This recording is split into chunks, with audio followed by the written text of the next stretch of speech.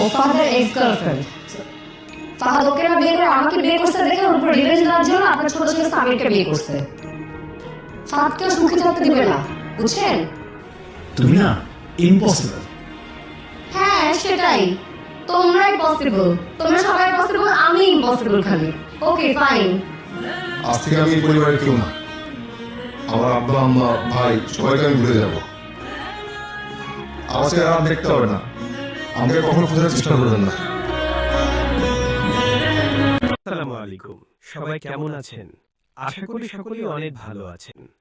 আজ আমরা জানতে চলেছি এটা আমাদেরই গল্প নাটকের এপিসোড 29 এবং 30-এ কি হবে। তো সবাই আমার সাথেই থাকুন এবং ভিডিওটি শেষ পর্যন্ত দেখুন। এপিসোড 29 শুরু হবে সায়রা বাড়ি ছেড়ে চলে যাওয়ার পর তৈরি হওয়া বিশাল অস্থিরতা দিয়ে। পরিবারের সবাই আতঙ্কে দৌড়াদৌড়ি করতে থাকে তাকে খুঁজে পেতে। মা কান্নায় ভেঙে পড়েন, কারণ নিজের চোখের সামনে তিনি এমন একজনকে অপমানিত হতে দেখেছেন যাকে তিনি বছরের পর বছর মেয়ের মতো দেখেছেন। ফারহানা অপরাধ বোধে কাঁদতে কাঁদতে বুঝতে পারে তার ছোট্ট প্রতিশোধের খেলায় পুরো পরিবারকে বিপর্যয়ের মুখে ঠেলে দিয়েছে। মেহরিনও অস্বস্তিতে পড়ে যায়, কারণ সবার দৃষ্টি এখন তার দিকেও সন্দেহ ভরে তাকায়। বিশেষ করে যেহেতু ফারহানা বলেছে মেহরিন নাকি প্রতিশোধ নিয়েই স্বামীরকে বিয়ে করেছে। এই পরিবেশে সামির ও ফাহাদের মধ্যে আবার উত্তেজনা বাড়ে। ফাহাদ একাই বেরিয়ে পড়ে সায়রাকে খুঁজতে।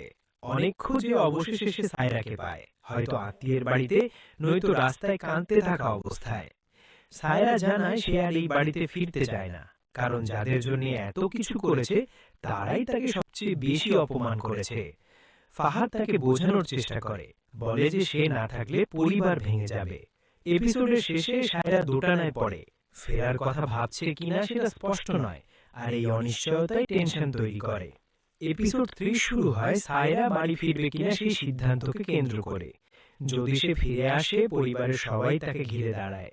মা তাকে জড়িয়ে ধরে কাঁদেন, ক্ষমা চান এবং প্রতিশ্রুতি দেন যে আর কখনো এমন ভুল হবে না। ফারহানাও সবার সামনে কান্না করে নিজের দোষ স্বীকার করে, কিন্তু বাড়ির ভেতর শান্তি ফিরতে না ফিরতেই আরেক ঝড় শুরু হয় মেহরিনকে নিয়ে। সামির হকের তাকে প্রশ্ন করে বসে, ফারহানার কথাগুলো কি সত্যি? মেহরিন কি প্রতিশোধ নিয়েই তাকে বিয়ে করেছে? মেহরিন চরমভাবে কষ্ট পায়, কারণ সে অনুভব করে তার চরিত্র নিয়ে সন্দেহ করা হচ্ছে। ফাহাদও বিব্রত হয়ে পড়ে, কারণ পরিবার ভাবছে সে এখনো মেহরিনকে নিয়ে আগ্রহী বা উদ্বিগ্ন। এই অবস্থায় মা সবাইকে বসিয়ে বলেন, প্রতিশোধ, ঈর্ষা, অবিশ্বাস আজ থেকেই বাড়িতে নিষিদ্ধ।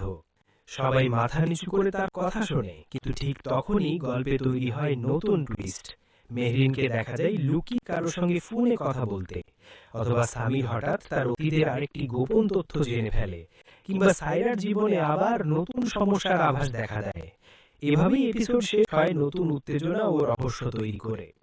তো আজকে এই পর্যন্ত, সবাই ভালো থাকবেন এবং নতুন নতুন আপডেট পেতে সাবস্ক্রাইব করবেন।